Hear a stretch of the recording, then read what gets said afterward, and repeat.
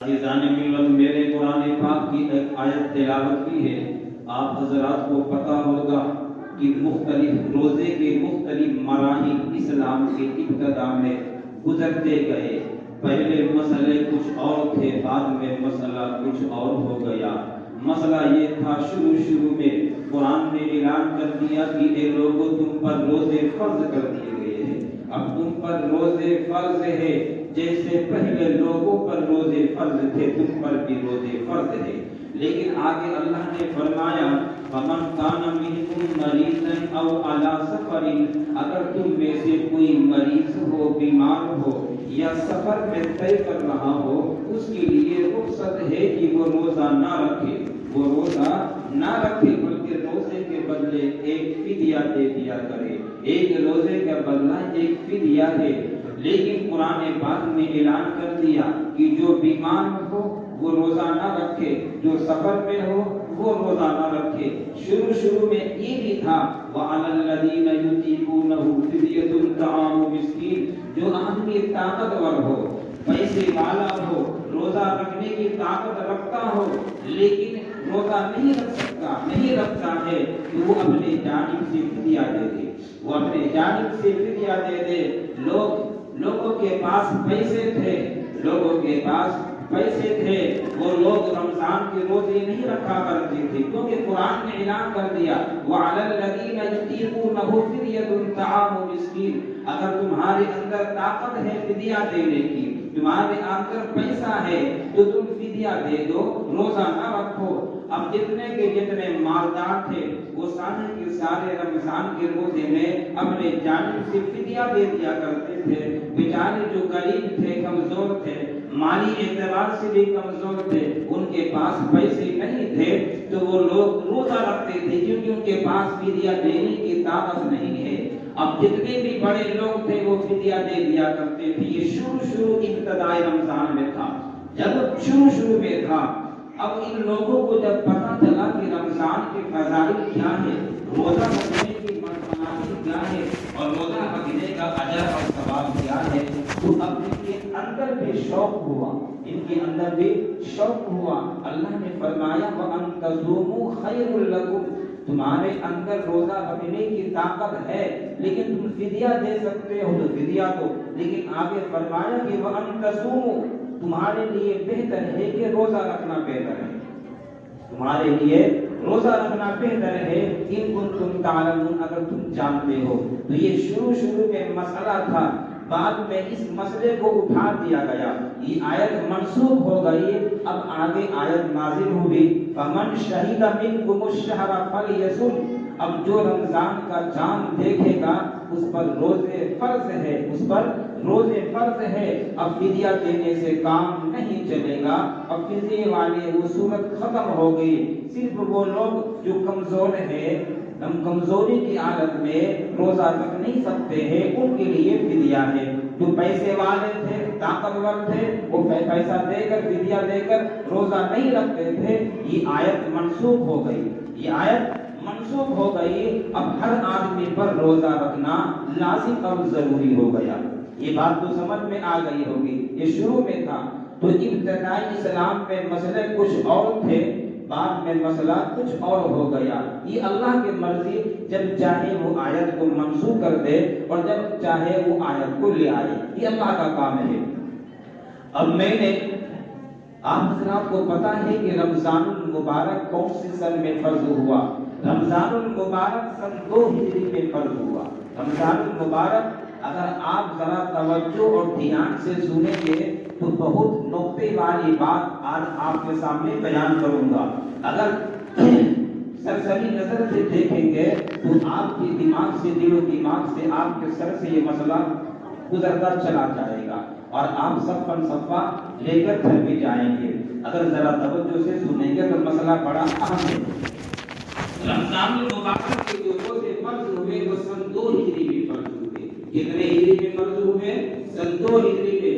سونے والے جانتے رہا کرو، میں اشارہ بھی کر کے پوچھ سکتا ہوں کہ کون سے سن میں روزے فرض ہوئے۔ سن 2 ہجری میں روزے فرض ہوئے۔ کتنے فرض ہوئے؟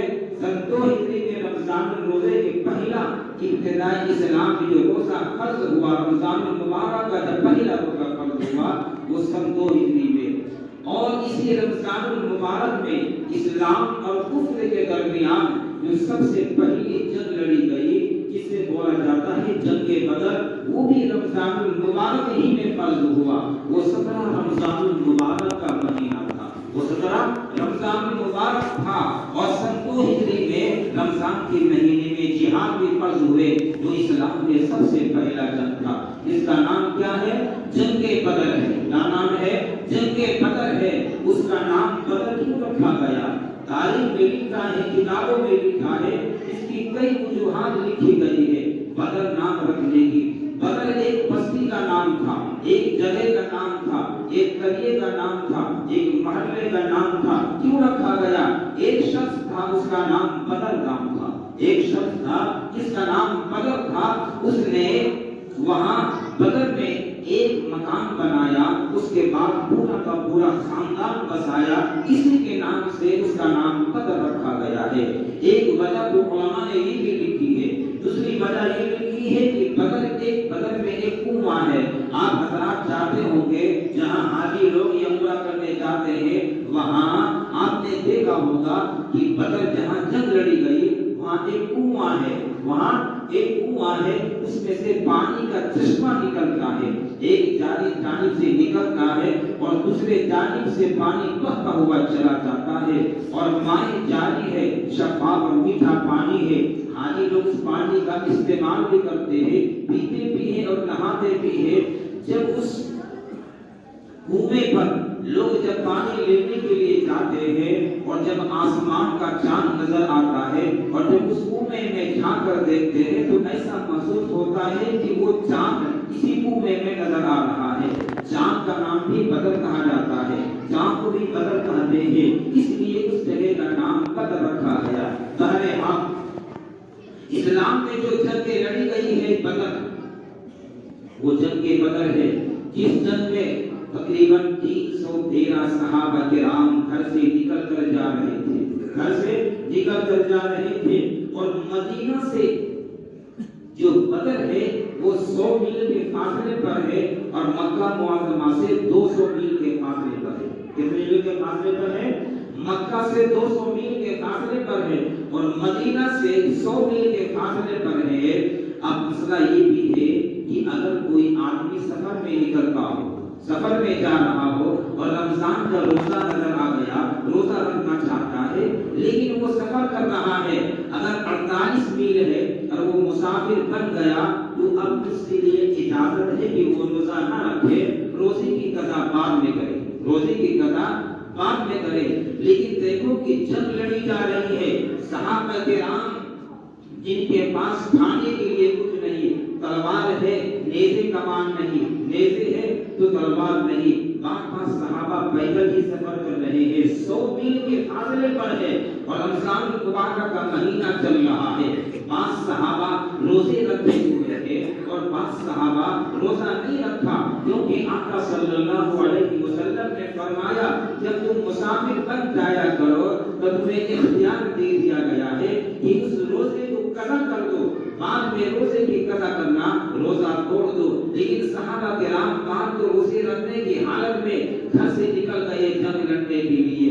جب جا رہے تھے اور جب جنگ لڑی جا رہی تھی، صحابہ کرام کے اندر طاقت ختم ہو گئی تھی، بعض صحابہ کرام روزے کی حالت میں لڑتے لڑتے پھر گر گئے، پھر اٹھتے ہیں، پھر گرتے ہیں، پھر اٹھتے ہیں، لیکن اس حالت میں رمضان کے روزے نہیں رکھے، کیونکہ اللہ تبارک و تعالیٰ نے فرمایا وَأَن تَصُومُوا خَيْرٌ لَكُمْ، اگر تم روزے رکھو گے تو تمہارے لیے بہتر ہے، ان کنتم تعلمون۔ تو صحابہ کرام نے، بعض صحابہ کرام نے اس پر عمل کیا، لیکن بعض صحابہ کرام نے نبی کریم صلی اللہ علیہ وسلم کی منع کرنے پر کہ تم لوگ روزہ نہ رکھو، کیونکہ روزہ رکھنے سے تمہارے اندر قوت و استطاعت ختم ہو جائے گی، اور جب قوت و استطاعت ختم ہونے کے بعد اسلام کا بول بالا نہیں ہوگا، اس سے نقصان ہوگا۔ اس لیے بعض صحابہ کرام نے نبی کریم صلی اللہ علیہ وسلم کی اس بات پر عمل کیا اور انہوں نے روزہ توڑ دیا۔ تو یہ ایک مسئلہ جو یہ ہوا ہے، ایک مسئلہ یہ ہوا کہ اگر کوئی آدمی سفر کر رہا ہے 48 میل یعنی 77 کلومیٹر ہے تو اس کے لیے اختیار ہے چاہے وہ روزہ رکھے چاہے روزہ نہ رکھے. اگر روزہ نہیں رکھتا ہے تو بعد میں قضا کرے گا. اگر روزہ رکھے گا تو وَأَن تَصُومُوا خَيْرٌ لَكُمْ کے لیے بہتر ہے, نیکیاں اجر ثواب زیادہ ہے. یہ مسئلہ تو سمجھ میں آ گیا. یہ شروع زمانے میں یہ مسئلہ بھی یہ تھا, لیکن یہ مسئلہ اب بھی تھا, وہ مسئلہ اور تھا جو بیان کیا گیا تھا. ایک مسئلہ یہ بھی تھا کیونکہ اللہ تبارک و تعالیٰ نے شروع میں فوراً ایک دم منع نہیں کیا بلکہ آہستہ آہستہ منع کیا. کیونکہ جب شروع میں اللہ تبارک و تعالیٰ نے شراب کی حرمت فرمائی تو فوراً نہیں کہا کہ تم پر شراب حرام ہے, بلکہ آہستہ آہستہ فرمایا. صحابہ کرام نے فرمایا کہ وَيَسْأَلُونَكَ عَنِ الْخَمْرِ, سوال کرتے ہیں کہ شراب کے بارے میں کہ آپ بتائیے کہ شراب پینا اچھا ہے یا بہتر ہے. اللہ نے فرمایا قُلْ فِيهِمَا إِثْمٌ كَبِيرٌ وَمَنَافِعُ لِلنَّاسِ. اللہ نے فرمایا اے محمد صلی اللہ علیہ وسلم آپ کہہ دیجئے کہ اس میں گناہ زیادہ ہے اور منافع کم ہے لیکن گناہ زیادہ ہے. بعض صحابہ کرام نے فرمایا کہ اللہ تبارک و تعالیٰ نے فرمایا کہ اس میں گناہ زیادہ ہے اور منافع کم ہے. تو بعض صحابہ کرام نے تو چھوڑ دیا, لیکن بعض صحابہ کرام شراب پیتے رہے, کیونکہ اللہ تعالیٰ نے ایک دم نہیں منع فرمایا کہ شراب مت پیو, کیونکہ صدیوں کے عادی تھے شراب پینے کے. اگر ایک دم منع کرتے تو ان کا دل ٹوٹ جاتا. اللہ نے فرمایا, پھر دوسری آیت نازل ہوئی لا تقربوا الصلاة وانتم سکارى, اے ایمان والو جب تم نماز پڑھنے کے لیے جایا کرو تو شراب نہ پیا کرو, اس لیے کہ شراب کی حالت میں تمہاری نماز نہیں ہوتی ہے. بقیہ دنوں میں تم شراب پیو, لیکن 5 نمازوں میں تم شراب نہیں پیا کرو. اب بعض صحابہ کرام جو تھے انہوں نے کہا کہ ایسا لگتا ہے کہ اللہ تعالیٰ کو شراب ناپسند ہے, اس لیے نماز کی حالت میں منع کر دیا ہے. بعض صحابہ کرام نے یہی سے چھوڑ دیا, لیکن بعض صحابہ کرام شراب پیتے رہے. اس کے بعد تیسری آیت نازل ہوئی یا ایھا الذین آمنوا انما الخمر والمیسر والانصاب والازلام رجس من عمل الشیطان, کہ فرمایا کہ یہ شراب شیطانی کام ہے, اس سے بچو اب تم پر حرام کر دیا گیا ہے. تو دیکھیے کہ شراب فوراً حرام نہیں ہوا ہے, آہستہ آہستہ حرام ہوا ہے. اسی طریقے سے مسئلہ روزے کا شروع میں کچھ اور تھا, بعد میں مسئلہ کچھ اور بدل دیا گیا ہے. بہرکہ ایک مسئلہ یہ بھی تھا رمضان کے روزے میں شروع میں قرآن پاک میں آیا ہے وَكُلُوا وَاشْرَبُوا حَتَّى يَتَبَيَّنَ لَكُمُ الْخَيْطُ الْأَبْيَضُ مِنَ الْخَيْطِ الْأَسْوَدِ مِنَ الْفَجْرِ. شروع میں ایک مسئلہ یہ تھا کہ اگر کوئی آدمی روزہ رکھا ہے اور روزہ رکھنے کے بعد جب روزہ افطار کیا, پیٹ میں غذا گئی, اس کے بعد اسے کچھ سستی آئی اور سستی آنے کے بعد وہ بندہ سو گیا. وہ بندہ 2 منٹ کے لیے یا 10 منٹ کے لیے یا آدھا گھنٹہ کے لیے وہ سو گیا. اب سونے کے بعد یہ اٹھے گا, اب اٹھنے کے بعد یہیں سے اس کا روزہ شروع ہو گیا. اگر افطاری اس نے 6:20 میں کیا اور 6:30 بجے وہ سو گیا, 6:30 بجے سو گیا. اب سونے کے بعد وہ اٹھتا ہے کہ